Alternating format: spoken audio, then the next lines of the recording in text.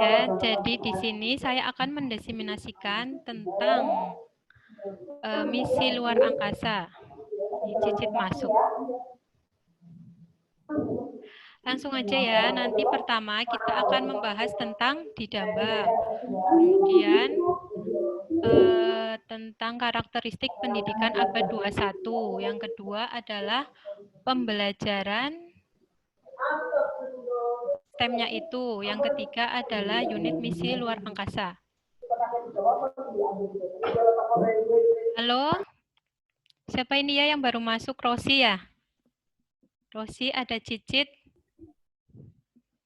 Ya. Lanjut ya, kita tentang didamba. Didamba itu apa ya? Didamba itu apa? Ada yang sudah tahu belum? Didamba itu adalah diklat daring masif dan terbuka. Pelajarannya diselenggarakan secara online dan bersifat terbuka yang dapat diikuti oleh sejumlah besar peserta dengan cara mengakses web. Kemudian bagaimana dengan sistem didambanya ini? Yaitu yang pertama pengajarnya itu memfasilitasi peserta secara daring penuh, kemudian pesertanya itu dapat berkomunikasi dengan pengajar secara daring, bisa lewat forum, chat, ataupun video teleconference. Kemudian ada panitianya. Panitianya nanti di sini membantu pengajar untuk memfasilitasi peserta. Selanjutnya, tujuannya itu untuk apa? Tujuannya itu untuk meningkatkan kompetensi dan profesionalismenya. Sasarannya untuk siapa? Sasarannya itu untuk guru IPA jenjang SD, SMP, dan SMK. Boleh tidak dari guru lain, misalkan guru matematika ataupun guru lainnya. Boleh, soalnya nanti ada kelas khusus, kelas untuk umum ya. Apa kelebihannya? Kelebihannya itu yang pertama dapat dijangkau hanya dengan memanfaatkan fasilitas internet. Yang kedua adalah dapat dikerjakan dimanapun dan kapanpun. Kemudian kelasnya apa saja yang bisa diikuti? Kelasnya untuk kimia sendiri itu adalah pembelajaran sistem koloid berbasis STEM. Yang kedua, misi luar angkasa. Kebetulan di sini kelas saya adalah misi luar angkasa. Kemudian untuk biologi itu ada pembelajaran perubahan lingkungan berorientasi HOTS. Ada Google Classroom untuk guru biologi. Untuk guru fisika itu ada materi suhu dan kalor, pembelajaran fluida, pemanfaatan software tracker dalam pembelajaran fisika. Untuk umum itu misalkan untuk guru matematika atau guru TIK itu bisa masuk ya, dengan pendidikan kesehatan reproduksi, komunikasi dalam pembelajaran, kemudian pengembangan kelas online ya menggunakan Office 365.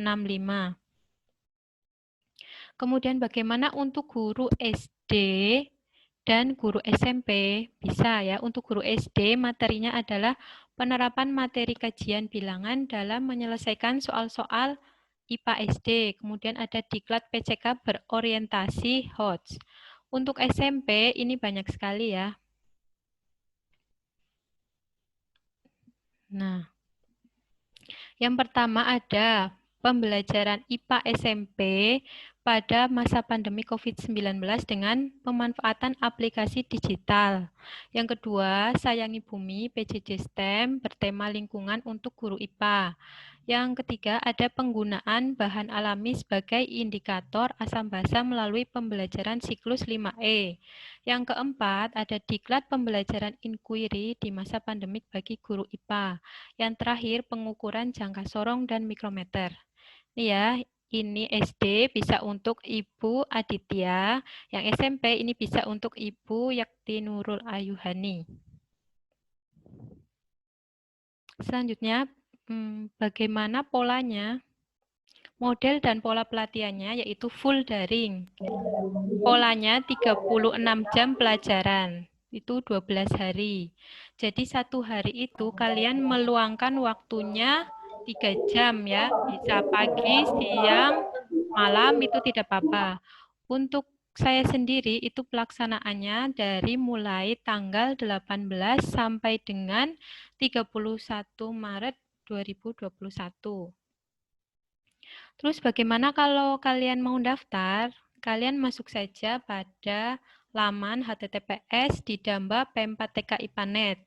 Ya, nanti pertama kalian mengisi biodata. Halo, Ibu Lia, baru masuk ya? Ya, cara masuknya ini tadi ya, masuk aja ke alamat https didamba.pem4tk.ipanet. Pertama kalian mengisi biodata, ya. Nanti kalian pilih kelasnya, mau kelas yang mana. Misal untuk guru guru SD tadi masuk ke soal-soal IPA itu ya. Nanti kalian harus cepet-cepetan daftar karena nanti setiap kelas itu hanya 40 peserta. Ya, misalkan kelas saya misi luar angkasa, kan itu nanti dibagi kelasnya kelas A dan B. Kelas A 40 peserta, kelas B 40 peserta. Ya. Selanjutnya kita masuk ke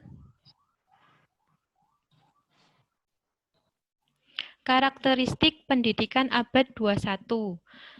Jadi, siswanya itu dituntut memiliki life and career skill.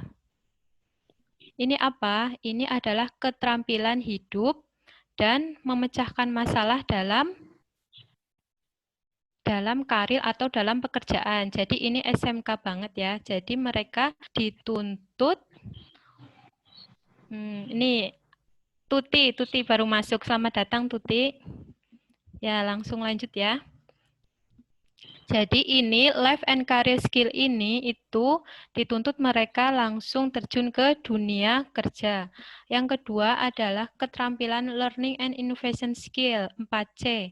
4C ini adalah tuntutan zaman sekarang ya, pendidikan abad 21. Itu ada critical thinking, communication, collaboration, creativity. Selanjutnya adalah information, media, and technology skill. Ini nanti berhubungan dengan literasi.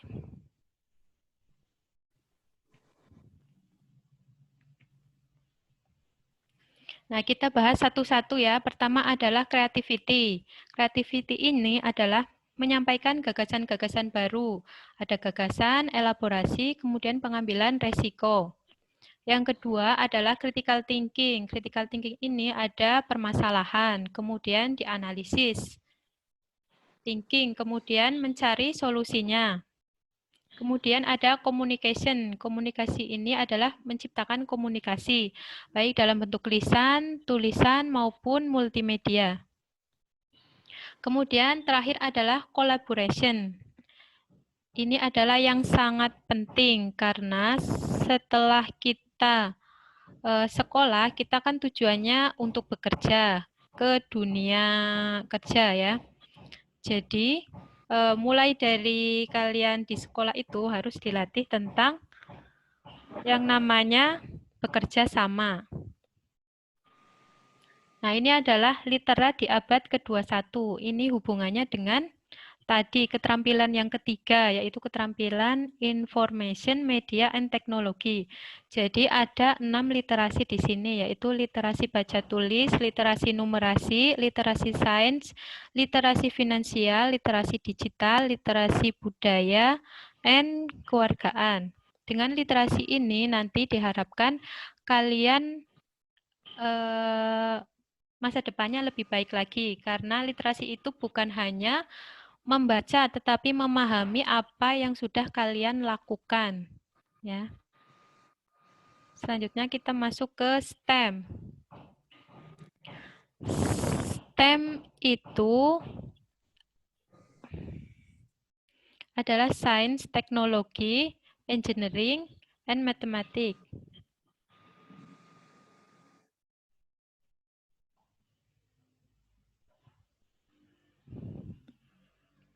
Ya, mungkin ada gangguan ya itu tadi.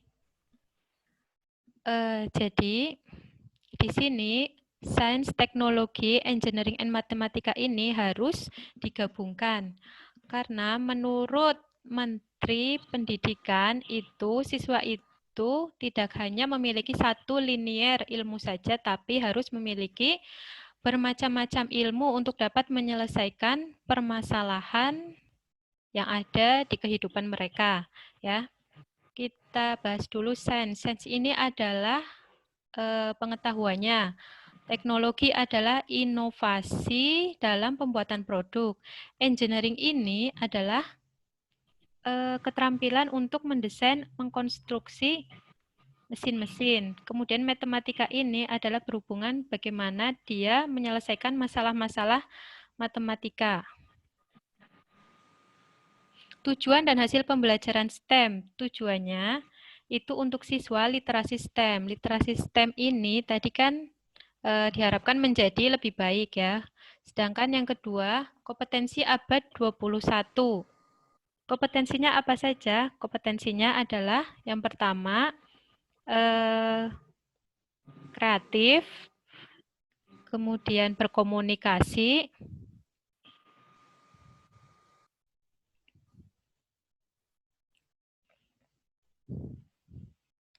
ini.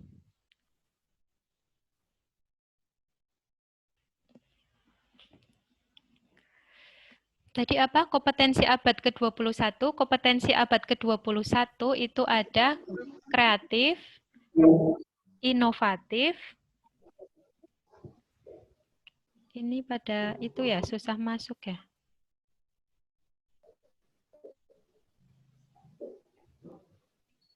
Critical thinking. Critical thinking. Terus apa tadi?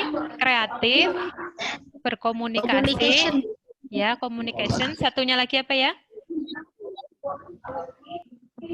Kolaborasi. Ya, kolaborasi. Kolaborasi.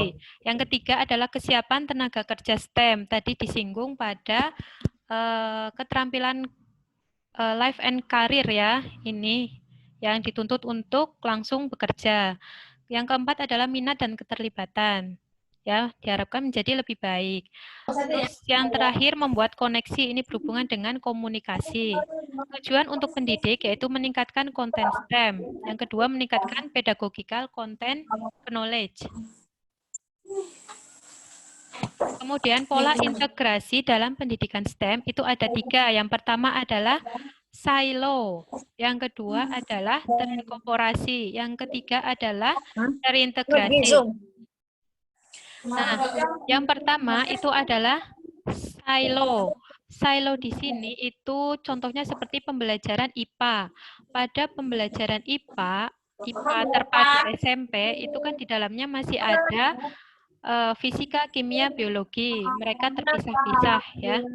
Jadi kelebihannya itu pembelajarannya padat dan mendapatkan pemahaman yang mendalam. Sedangkan kekurangannya itu lebih banyak guru yang menjelaskan, kegiatan siswanya itu hanya sedikit. Ya, jadi kurang praktek pada siswanya, sehingga kurang mengena pada siswa ya. Yang kedua adalah pendekatan tertanam atau terinkorporasi. Ya, di sini sainsnya itu mendominasi utama, sedangkan teknologi engineering and matematiknya itu hanya sebagai pendukung, disampaikan saja. Jadi kelebihannya itu dapat dijelaskan mana yang utamanya, mana yang pendampingnya. Nah, pendampingnya ini, yang teknologi engineering matematikanya ini hanya penguat konsep-konsep pada materi utama. Materi utamanya itu pada sainsnya itu sendiri. Kekurangannya itu terpotong-potong pembelajarannya. Kemudian yang terakhir adalah terintegrasi. Terintegrasi ini gabungan yang pas ya antara sains, teknologi, engineering, matematika. Jadi kelebihannya ini memacu siswa untuk memiliki kemampuan berpikir kritis, keterampilan memecahkan masalah. Jadi diharapkan di sini nanti pembelajarannya itu berbasis proyek, berbasis masalah, menciptakan suatu produk. Sedangkan kekurangannya ini membutuhkan kerjasama dari beberapa guru. Walaupun begitu, ternyata pendekatan terintegrasi ini adalah pendekatan yang paling baik, paling cocok ya. Kemudian pendidikan STEM mengkaitkan proses sains dan desain proses engineering. Jadi STEM itu awalnya berasal dari proses saintifik dan proses engineering. Proses saintifik itu pertama itu kan menanya, mengobservasi, mengamati ya.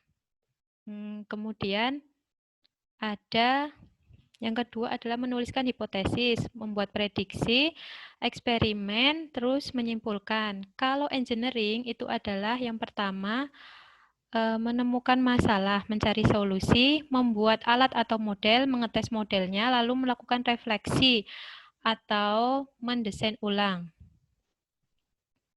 Nah, gabungan dari scientific dan engineering ini nanti bisa menciptakan suatu model pembelajaran. Salah satunya adalah model pembelajaran Laboiras.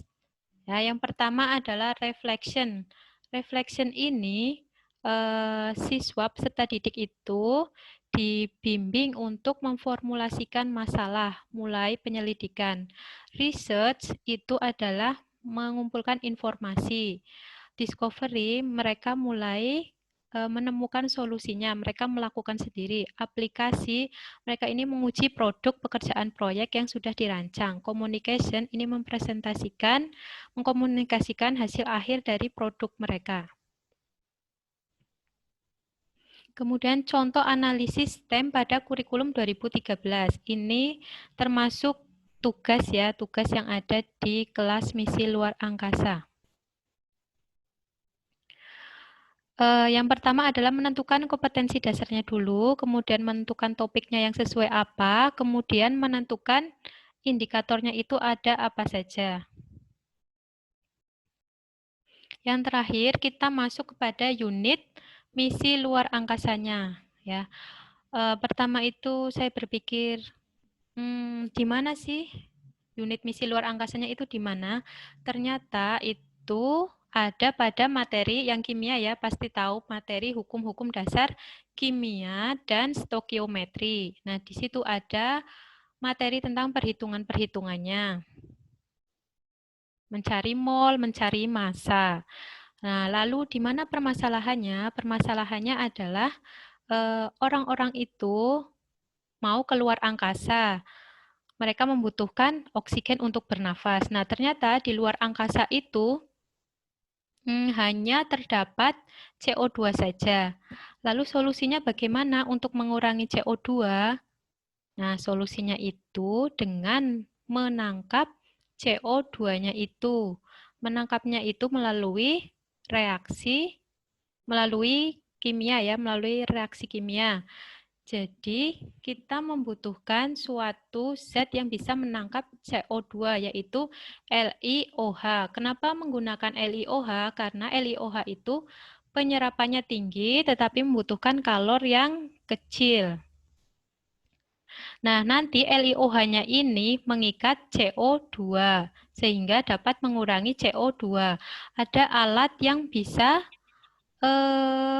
mengkonversikan CO2 ini menjadi oksigen dan karbon monoksida.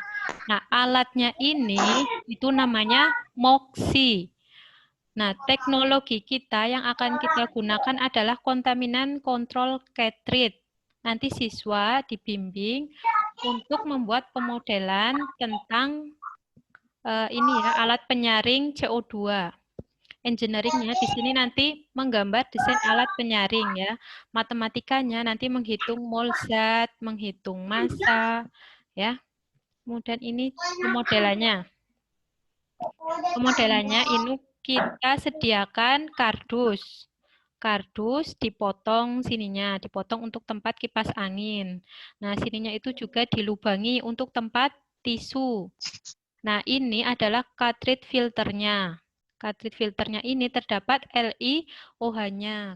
Cartridge-nya ini ada kapasnya ya. Nanti untuk menangkap CO2-nya. Nah, ini tempat untuk bubuknya ya. Bisa bubuk kopi atau bubuk kakao, bubuk serbuk jeruk atau apa. Nah, nanti sebelum ini dinyalakan, nanti ditimbang dulu ini berapa masanya cartridge filternya. Nah, setelah kipas anginnya dinyalakan, nanti kan serbuknya kan terbang ke sini, menempel di cartridge filternya. Setelah menempel, nanti udaranya keluar lewat sini. Nah, yang menempelnya ini nanti ditimbang berapa. Ya, jadi tadi pertama menimbang cartridge filternya awal, yang kedua menimbang setelah ini ditempeli bubuk. Nanti bisa tahu berapa selisihnya. Nah, selisihnya itu adalah berat CO2-nya. CO2 itu kalau yang bingung tadi CO2 diibaratkan ini ya bubuk kopi atau serbuknya.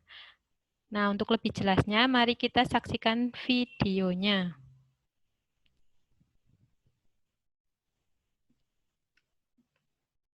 Videonya mana ya?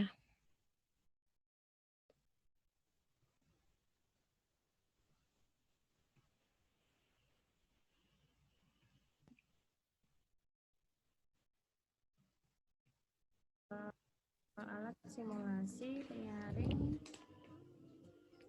kotoran atau partikel udara yang mengandung karbon dioksida seperti yang ada di stasiun luar angkasa. Berikut alat dan bahan yang diperlukan. Yang pertama adalah kotak spatu, yang kedua adalah tisu untuk di bagian luar untuk sebagai pintu keluar dari udara, dan ini adalah filternya terbuat dari kapas. Kemudian ini adalah cartridge filternya. Ini adalah kotoran, ini berfungsi sebagai kotoran, sengaja dibuat berwarna kuning supaya terlihat menempel di bagian kapasnya. Nah, ini adalah kipas yang akan membuat partikel yang kecil ini dapat berterbangan. Nah, sekarang mari kita cobakan bersama.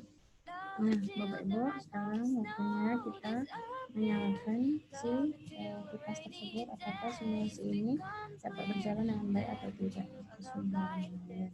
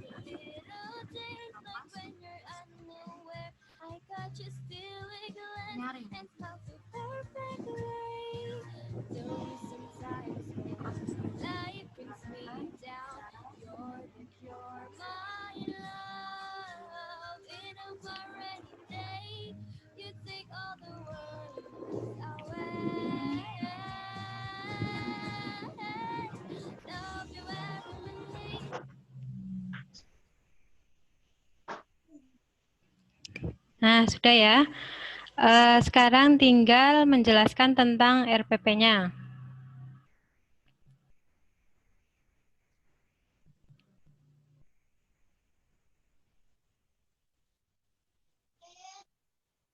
Gimana, kelihatan enggak ya? Belum muncul. Sudah? Sudah ya? Sudah muncul? Nah, RPP-nya di sini yang membedakan adalah IPK-nya. IPK-nya itu adalah 3.10.1, memahami hukum-hukum dasar kimia dan dampaknya terhadap lingkungan. Kemudian IPK yang 4.10 merancang simulasi sistem daur ulang yang mampu menangkap karbon dioksida, kemudian membangun dan menguji filter.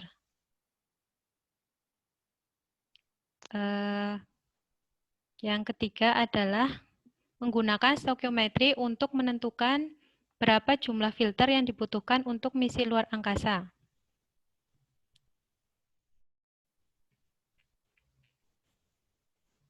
Engineering-nya ini ya mengevaluasi banyaknya CO2 yang tersaring dan lancarnya aliran udara untuk perbaikan alat dan dampaknya bagi lingkungan. masuk ke kegiatan intinya ya. Nah, kegiatan intinya. Kegiatan intinya yang pertama adalah reflection. Di reflection ini peserta didik diberikan artikel tentang misi luar angkasa ya, dibawa ke misi luar angkasa. Nih, jika astronaut berada di stasiun luar angkasa, mereka membutuhkan sistem yang menciptakan udara. Nah, nanti ini ada LiOH, ada CO2. Nanti diharapkan siswanya itu bertanya, muncul critical thinking ya, bagaimana kita dapat bernafas di angkasa luar, apakah pasokan tabung oksigen yang kita bawa cukup, apakah kita dapat menciptakan udara, apa dampak alat penyaring udara bagi kehidupan. Kemudian ada riset. Risetnya di sini adalah siswanya itu nanti mengumpulkan berbagai sumber ya dari LKS modul internet, memunculkan collaboration brainstorming. Kemudian nanti gurunya menjelaskan alat-alatnya saja ya. Alat yang digunakan apa, terus cara kerja proyeknya bagaimana. Kemudian ada discovery. Discovery ini nanti mereka diminta untuk menggambarkan rancangannya bagaimana ya, apa yang bisa mereka perbuat dengan alat-alatnya, misalkan dengan kipas, gunting, kapas, tisu, itu untuk apa ya, posisinya bagaimana, itu nanti di discovery-nya. Kemudian nanti ada application, aplikasinya itu membuat alat penyaring debu ya, komunikasinya itu communication. Mereka mengkomunikasikan, mempresentasikan proyek yang mereka buat, kemudian melakukan revisi bila ada ya. Kemudian ini ada penilaian sikapnya itu penilaian diri. Penilaian diri cukup menjawab iya atau tidak saja ya. Ini ada diskusi, nanti bisa dinilai rasa ingin tahu, gotong royong, teliti, ini seperti biasa ya. Selanjutnya. LKPD-nya. LKPD-nya ini yang misi luar angkasanya, artikelnya ya. Reflection. Reflectionnya ini nih. Ada artikel misi luar angkasa. Kemudian ini gambar MOXIE-nya ya, alat yang bisa mengkonversi dari CO2 menjadi O2. Ya. Ini pertanyaannya yang kemudian nanti siswa dapat munculkan. Kemudian risetnya, ini alat-alat yang dibutuhkan. Itu ada solatip, gunting, kapas, tisu, lada atau kakao, partikel kecil lainnya, kotak sepatu ya. Nanti gurunya itu hanya memberikan rambu-rambunya saja. Misalkan potong lubang di salah satu ujung kotak ya, ujung yang berlawanan, nanti ditempel selembar tisu. Hanya memberikan rambu-rambunya saja. Kemudian nanti siswanya itu diharapkan menggambar desain proyeknya di sini ya.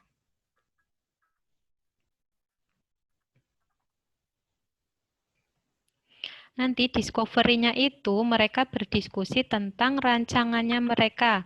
Apa yang dilakukan kelompok untuk membuat filter efektif. Nah, bagaimana teknik penyaringan fisiknya? Kenapa bisa berbeda dengan penyaringan yang lain? Diskusi rancangan yang telah kamu buat, kemudian presentasikan. Catat masukan-masukan dari guru untuk perbaikan rancangannya.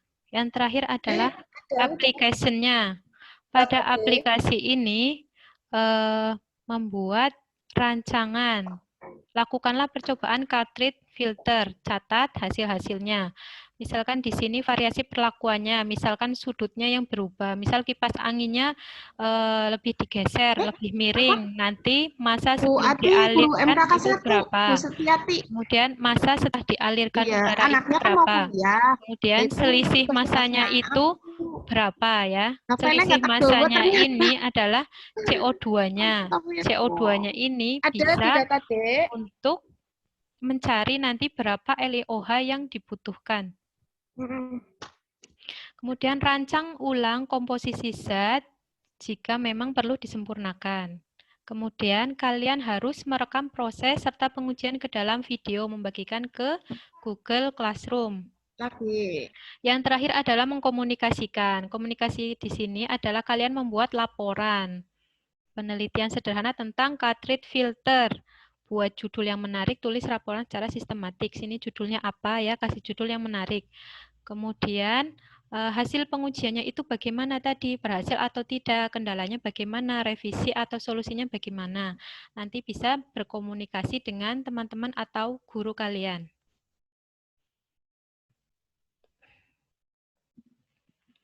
Ya, boleh dinyalakan itu mikrofonnya. Mungkin ada pertanyaan?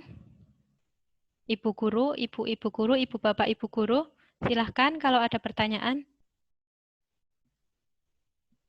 Ada tidak ya? Halo, ada pertanyaan? Baik, kalau tidak ada, silahkan. Sementara belum. Oh iya. Baik, terima kasih atas waktunya. Semoga apa yang sudah saya sampaikan bisa bermanfaat untuk Bapak Ibu guru semuanya. Saya akhiri. Wassalamualaikum warahmatullahi wabarakatuh. Waalaikumsalam warahmatullahi wabarakatuh. Silahkan bisa kalian tutup.